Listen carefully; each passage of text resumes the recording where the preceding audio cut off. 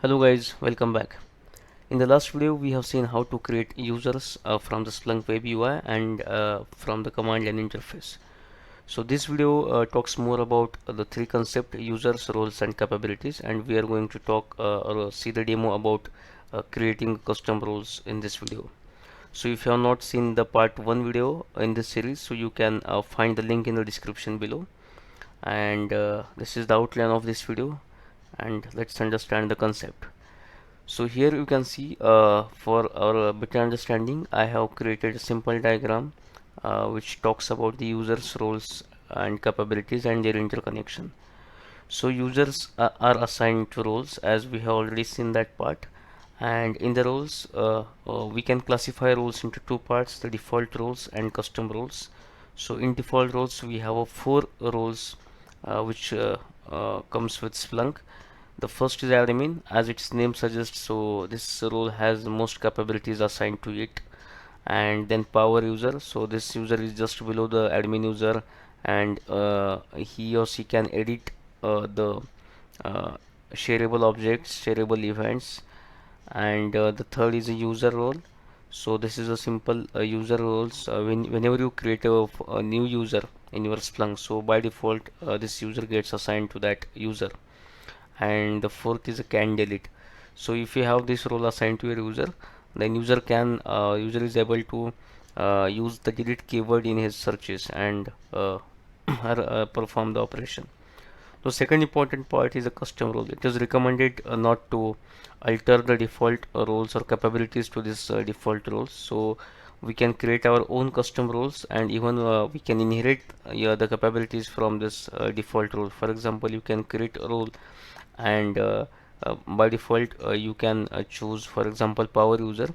So that capabilities of power users are inherited to your custom roles, and we can assign the capabilities to users. Okay, so let's move to the demo and see how we can create the custom roles in the Splunk. So here I'm on the users page of my Splunk application, and we can see that in our last demo we had created two users, user 1 and user 2, and the user 1 has a default role user assigned to it. So as a part of this demo we will create one custom role and we will assign that role to the user 1. So to access the roles section, you have to go to the setting, and under the user and authentication section you can choose the roles. So to create a new role, it's quite easy and straightforward process. So we can give any meaningful name.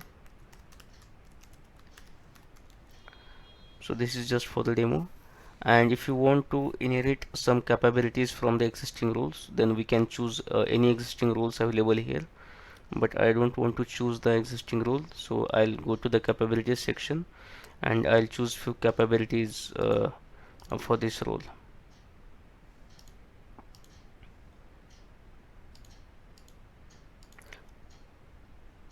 And then we can go to the next tab. It is also optional. We can choose any default index for this role. So I do not want to choose any default index for this role. Also the next tab is about the restriction. To restrict some search, we can set here some search filters for the restriction for this role. So we can also skip this part and go to the next resources tab. So for this role we can choose a default application. For example, I'll choose our first application, and we can keep the default setting as it is. And now I'll click on the create button. So you will see the role for user 1. So this role has been created with 8 capabilities assigned to it. Now to assign this role, I have to go to the user section, and I'll just open the user 1, and you will see the our newly created role assigned here. I'll just refresh it. So you can see that role for user 1 is present under the role section. So I'll just click on it. So this role is assigned to the user 1. So if you found this video useful, please do like, comment, share and subscribe to my channel, and thanks for watching.